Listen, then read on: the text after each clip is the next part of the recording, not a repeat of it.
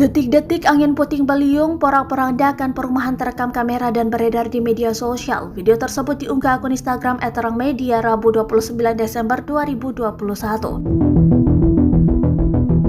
Terlihat dalam video, atap rumah sebuah perumahan berterbangan akibat angin puting beliung.